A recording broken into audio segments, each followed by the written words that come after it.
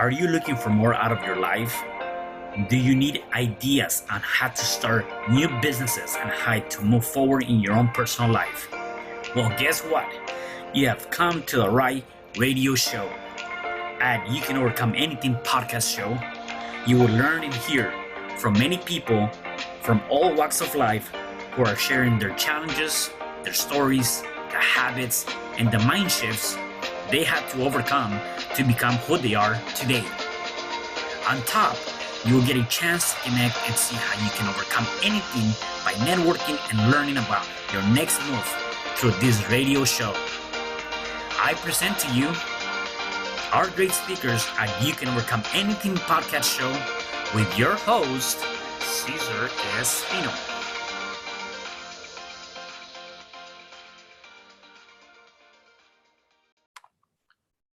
Hello there, and welcome back to another episode of You Can Overcome Anything podcast show. It is your host, Cesar Espino, and today I have a special guest. His name is Alex Draper. Hey, Alex, how are you, man?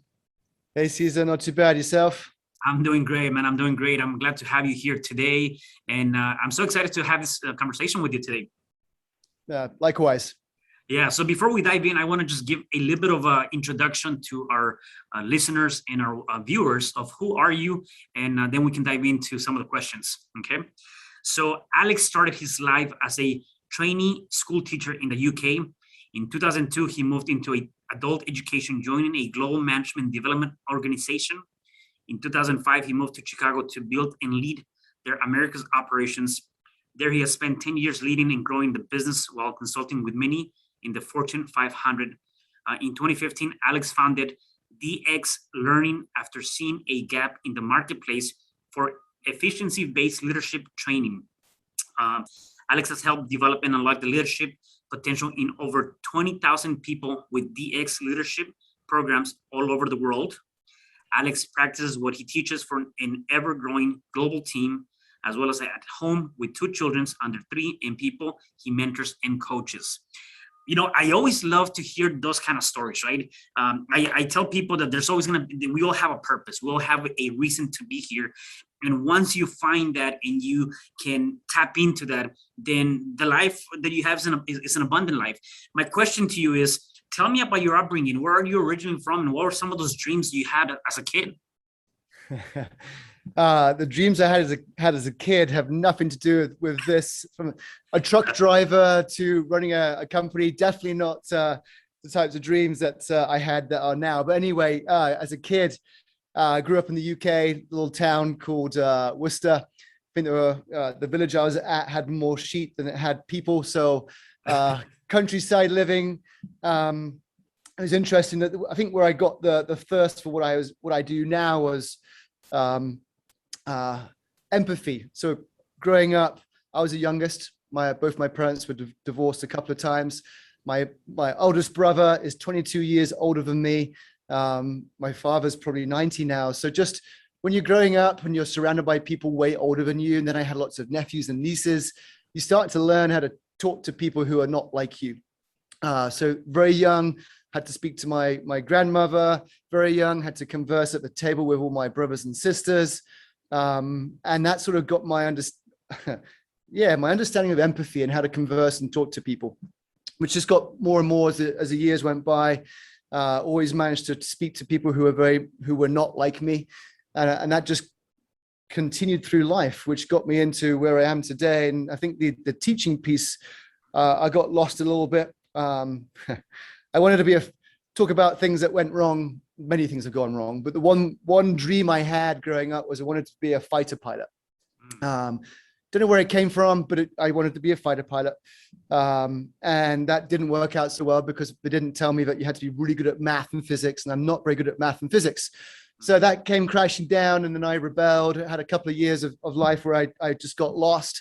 Again, met people not very similar to me, got more perspective, but then came back down to earth when I started asking people, what would I do? Like, you're really good at talking to people. You're just really good at engaging people. You should be a teacher. And that's how this began. So all through life, just learn how to talk to different people, how to sort of walk in their shoes. And that just led me into teaching, which led me into adult education, which got me to where I am today. Yeah, and did you ever think about, there's this balance, right? I think, and there's this idea that we all talk about, and the idea of, you kind of gotta go to school, get good grades, kind of educate yourself, and obviously you've done and taken that and go work for the corporate world and just kind of do that, and obviously that helped you move from one place to another and kind of grow into that company, and then the idea of just become your own boss, become that entrepreneur.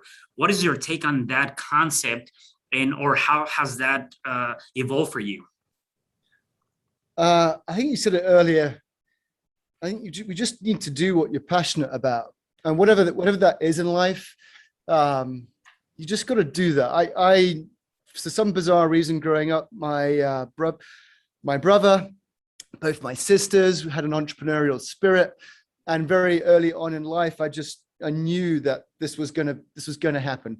I think even walking into my very first job, I knew that one day I wanted to be my own boss. I'd done the corporate life. It wasn't for me. I went to college, knew that this sort of script was not for me. So this was all about a journey of getting me to where I am today, of being my own boss. But I think for all of us, the most important part of life, because you only get one and it doesn't last very long, is just do what you're passionate about. Why should we bother wasting our time doing what we don't like? I hope all of us, and I think you in your book says, you got to take a risk, and that risk is just do what you need to do, whether it's more money, less money, just do what you love, because you don't do what you love, that must eat away at your brain. So I'm doing what I love, which is running my own business in an industry that I love. It took a long time to get here, and it's been a interesting and horrible journey to get here, but I'm here now. Yeah, you know what? You mentioned a few things that I think they're critical. Number one, love what you're doing, right? And the fact that you mentioned that we only have one life. I know me growing up as a kid, and even in my early 20s, I felt that I had an abundance of life. Like I had so much time, an abundance of time. And it's funny because I was actually just doing a video on TikTok yesterday and today, talking about that same aspect, that we are here today and we are gone tomorrow. We don't know how much time we have, yet the idea is that that second, that day that just passed is gone. We're not going to be able to get that back, and sometimes we take that for granted. And I like the idea of love what do what you love, because if you're not doing that, then why are you still spending that time to in that relationship or in that job or whatever that might be, and just kind of going day by day and saying, well, I'll fix it tomorrow, or one day or someday I'll make that change. And again, going back to that idea, is like that is definitely something that it may not happen, because we don't know we're going to wake up tomorrow, right? The other thing you talked about is been a definitely a not so easy journey for you getting to where you're at, right? And I guess the only idea that comes to me, or thoughts that come to me with that, is tell me about those lessons. Tell me about, because I believe that everything we go through, and whether it's so bad, there's some lessons, there's something you can learn, there's something you can extract that has helped you, that I'm sure is going to help the listeners. Well, I don't know if you've read Carol Dweck's book on growth and fixed mindset, but this notion of fixed mindset, I'm born this way, and my talents and my traits and my skills are fixed, and there's a growth mindset, which is there's nothing I can't do, and there's no doors I can break down with grit, perseverance, determination, and the knowledge that I'm not perfect, and the only thing I can do is get better every day. So if you live by that mindset, there's not much that you can't do. Right. I live by that. So I think the biggest one goes back to your book title, which I love, right? You can overcome anything, even if the world says no. Right. So March of last year, the world said no to me. My business, for right or for wrong, was all in person. So we do leadership training. All of our leadership training experiences were in person. So as you can imagine, March of last year, essentially for all intents and purposes, we went from $3 million in revenue to zero, and zero for about 4 months. So no revenue for 4 months. I made the decision to keep the team members, keep all my team together. Didn't make any cuts there. We all made sacrifices, but that was when the world said to me, no. So many people would go, well, you know what? It'll come back, right? In-person training will come back. We'll fire everybody, and we'll just sit tight. But that's not the right way to go about things in life. It's like, okay, we've lost everything, guys. We need to really start again. This pandemic won't go away in a hurry. And by hook or by crook, and just again, by that growth mindset, we reinvented our business. We kept all the team members, and we dove into something that we had no experience with, which is how do you teach leadership training virtually? I'm standing here with a green screen and all this fun stuff. So I wanted to do this today just to show sort of, how far that we've come rather than sit in front of a camera. I thought, hey, we'll do the green screen and show you some of the fun things. But yeah, that was a wake up call. The lessons in that one have just it's been 18 months and we're just coming back online now. But the lessons are, believe, if you believe, and again, going to what you said, if you believe you have a purpose, if you know why you're put on this planet and you just believe, you can break down doors. You can get you can take risks. You can get over adversities, which is what we had to do. I had to work 16 hours a day. I didn't take a salary for 6 months. There's times when I'm like, I can't pay the bills. I can't pay I can't do payroll. But I believed, and I made my team believe. I said, we're just going to have to face this head on and figure it out. So of all the things that I've gone through in life, that was definitely the toughest, the last 18, and especially those first 4 months of March last year, until we built a few new products and we just got revenue back online. But because every day I'm like, how am I going to make this work? But it goes to having a passion, believing in what you do, believing in the growth mindset, and just doing what you got to do. So that was my biggest lesson. Wow, I gotta tell you, you definitely dropped a lot of big bombs right there, and just want to reinforce some of those things. The idea of the mindset, the idea of having this fit mindset, and understanding that what you're going after is exactly what you believe. I always tell people that if you're working for profits, you're doing it wrong. You have to be working for purpose. And based on what you just went through, you've proven that. It was not about the money. It was, yes, money's good and all that stuff is great. Except you had a vision, you had this belief, you have this purpose. It was more about that purpose. And even the fact that you went literally bankrupt per se, $0, right? And then you said, no, I'm going to grind this and I'm going to do it. I'm going to continue to move forward. It was that tenacity, that belief, that purpose that got you back to where you're at.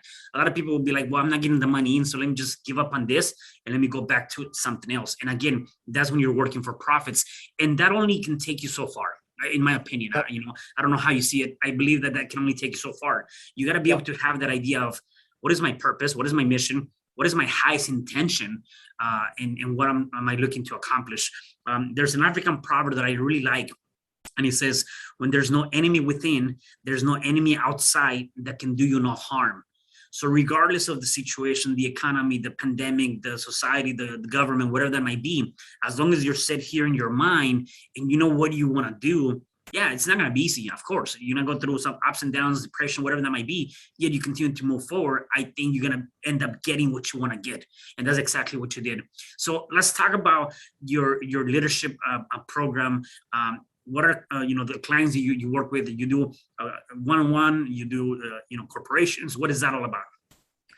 Yeah. Going back to our purpose. So the purpose is, I think you asked a great question earlier, which is what lessons have you learned over the years? So I didn't have the greatest of fathers, which there's a lesson in that, which is leadership, right? It's that word leadership, which is defined by one human being positively influencing another human being, which means we're all leaders if we choose to be. My dad chose not to be a great leader for my household. So I promised to myself I would be everything that he wasn't to everyone around me. So that was lesson number one. I think that's where the passion for leadership started. Is I just wanted to make sure that as in a household, I led the household in a positive way. And then my first couple of bosses, in fact, probably most of my bosses in life were not the greatest, didn't really positively influence me. And therefore, my lessons of leadership have been the opposite of what they should have been. So I'm like, I need to create a company where I help others be the leaders that they need to be, which is one human being positively influencing another. So that's where it was born. But what I realized, and I hope you agree, is I think most people, not all of them, we know there are evil people out there, but most people don't wake up every day going, I choose to be an asshole today. I really believe that, right? They don't choose to do that. what's fascinating is, as we've figured things out, is the brain is a survival machine, right? The brain's designed to survive. We are born to survive. The brain wants us to survive. But that's the challenge in that is leadership's about being selfless, but the brain is actually selfish. So already, just by understanding how the brain works, when you put someone into a leadership position, whether they have the direct reports or not, what they do have to do is fight 15,000 years of evolution to become selfless rather than selfish. So I actually had now empathy for the fact that, no one was born to be a leader. Those great ones probably had to make a lot of mistakes to get there. And the challenge that we're overcoming as a business is self-awareness. I truly believe there's another pandemic out there, which is a lack of self-awareness. Most of us have no idea. My dad has no idea of the destruction that he caused in the 30 years of maybe more of his life, right? My bosses, I don't think they had any idea of the destruction that they caused the team, people going home crying every night. So most of us have no idea. So our job and duty as a business is, how do we create more awareness in the world of people's strengths and weaknesses? So leaders and people in general, they know thyself, because if you know thyself, then you're already more than likely going to be better than average. So our business is designed to create awareness for people so they can see their blind spots, more importantly, because the world got too nice, because all we do is talk to each other about the good stuff, but we don't get divorced because of the good stuff, we get divorced because of the bad stuff. And what you're seeing right now in corporate America is we're divorcing from our companies because of the bad stuff. So in leadership, we have to start to own up to the things that we're not perfect. And I love what you say on your website, right?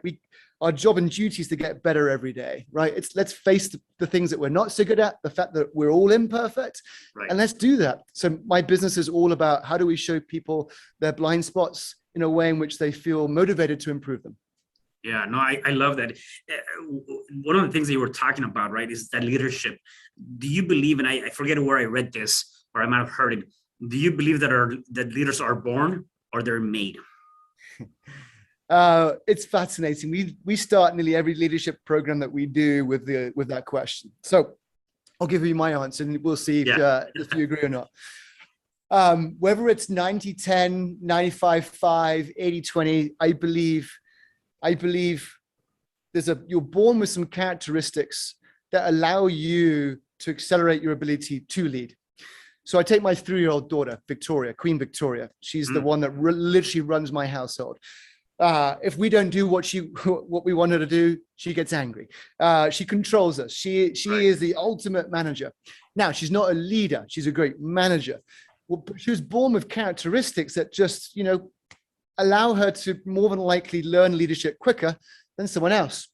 But leadership, empathy, giving feedback, coaching, mentoring, setting clear vision. If you think about the emotional intelligence side of things, not one person is born with that. That's something that you learn and acquire over time. Mm-hmm. So I say maybe 90% developed over time, 10% born with some characteristics that allow you to learn those quicker. So developed, not born. Yeah, and I definitely agree with you on that. I think that we all have the ability to learn really any skill, right? I mean, for the most part, I think we all have the capacity to become essentially whatever we want, as long as we put in the time and the effort and the knowledge behind that, right?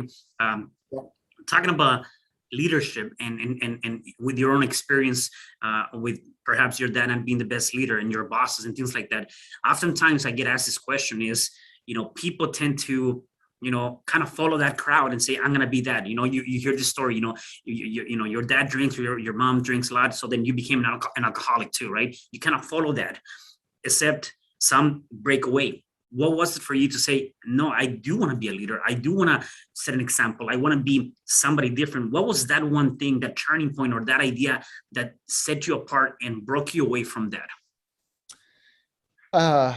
Well, if you think about leadership and life in general, it is all about choices. It's the choices that you make and it's the decisions that you make. And leadership is a choice. It's a choice that I press the green button to say, today I am going to positively influence people, or allow the red button to manifest itself and go, I'm going to look after me, right? Like me versus we. So what was it? I'll go back to just the growing up in a household where my father was not a leader and just very early on in life made the decision to say, I do not want to be that person.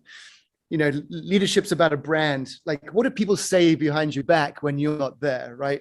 We all said not good things about my father were behind his back. So for leadership, I truly believe your leadership brand, and if you've done a great job, is when you're not there, people will say great things about you. They might not say those things to your face, nor should you even want them to. And I don't want that, don't need that. But I do want to make sure that when I'm not here, that I leave a great brand behind me and people say good things about me because of the choices that I made and the decisions that I made. And I press the green button more than I press the red button. Yeah. One of those things that I think I came to the realization, and every day we have choices, every day we have decisions, and sometimes we don't really think of those. And I know myself growing up, I made a lot of decisions and choices that didn't really serve me the purpose, right? And it actually got me in trouble. And so now I consciously think about everything that I do, and I say the choices and the decisions that we make today will determine the quality of life that we have tomorrow. And so I start thinking about that idea. Whatever I'm going to make today is going to impact my future me. And so if for whatever reason something went wrong, you got to be able to pivot. You got to be able to acknowledge that immediately and just change.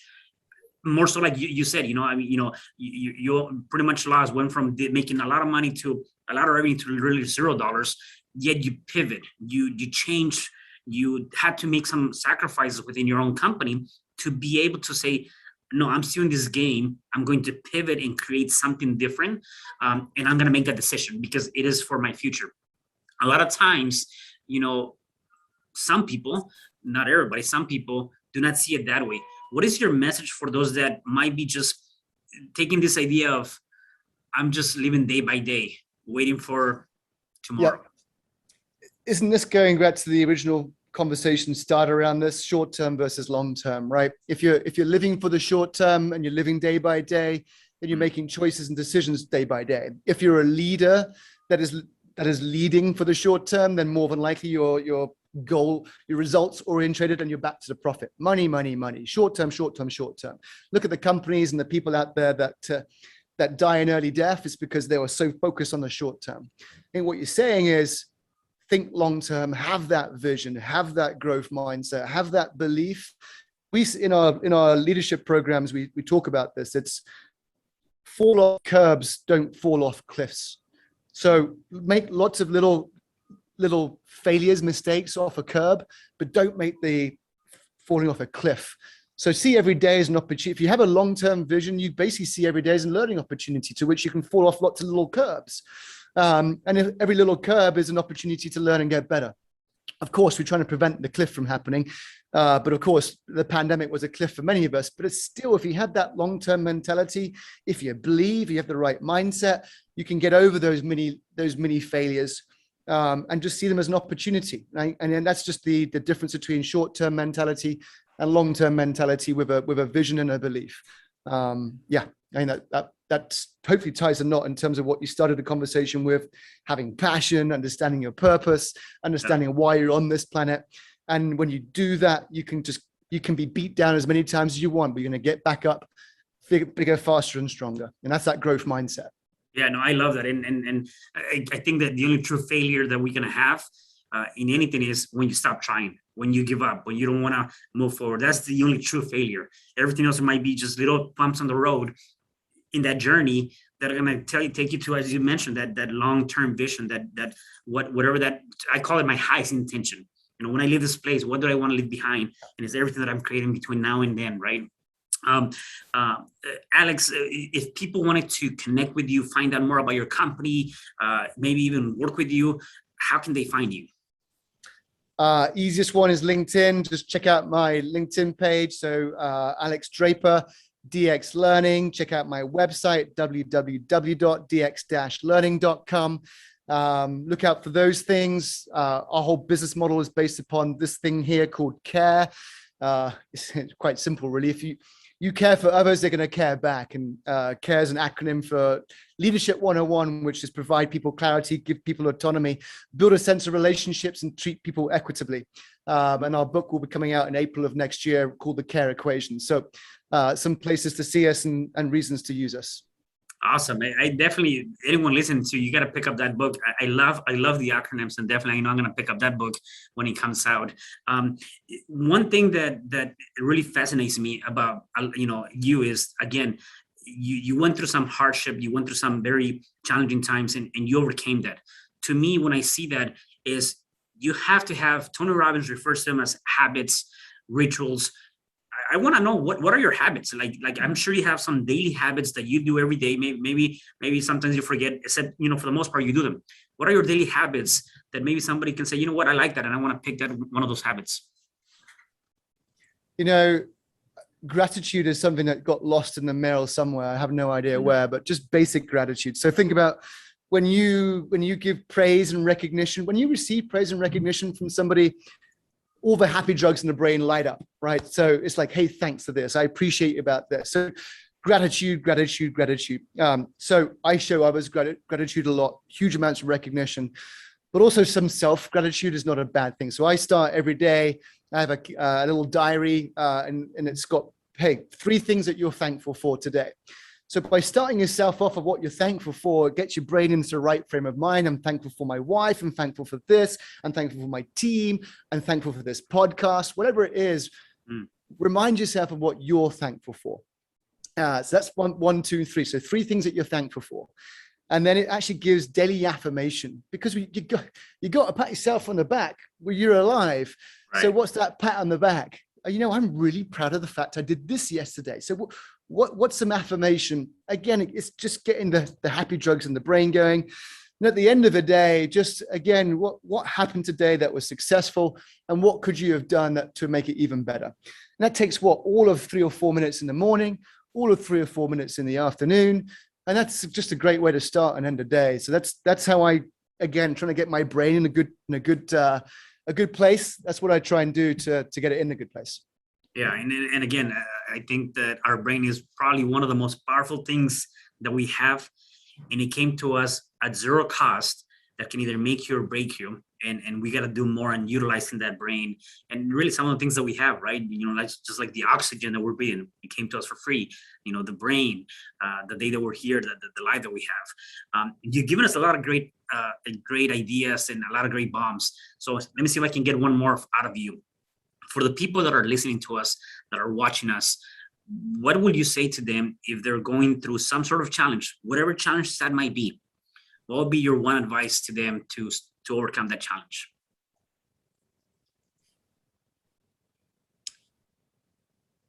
Yeah, you're not alone. I think the key to life is perspective. No one should be on their own, and therefore perspective is everything. So if you're going through challenges, apart from my own mindset, but what got me through a lot of my challenges in life have always been to seek perspective, to ask, and to ask for help.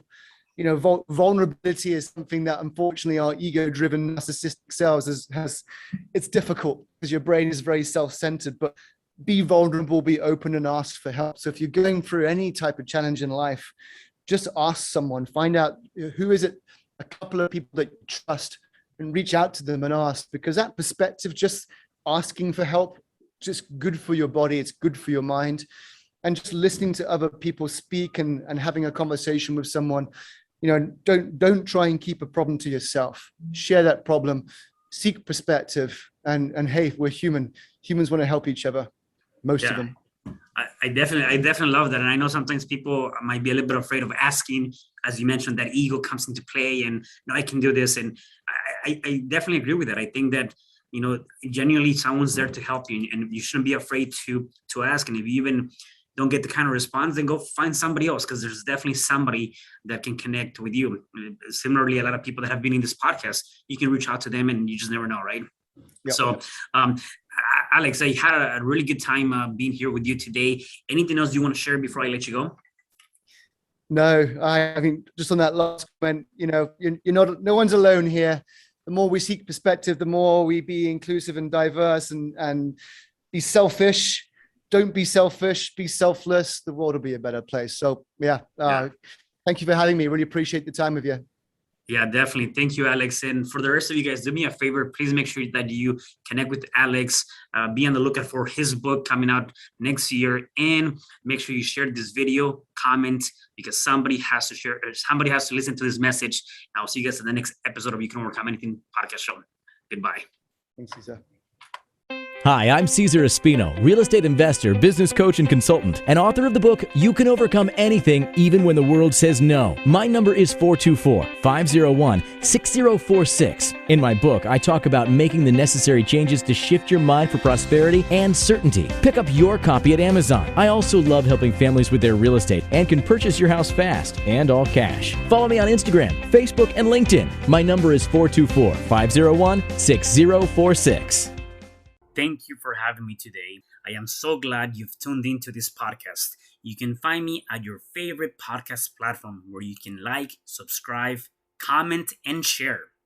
And to learn more about myself, my services, you can find me at www.cesarrespino.com, or you can also find me at your social media. Thanks for joining me, and I am looking forward to having you at the next episode. And know you truly can overcome anything.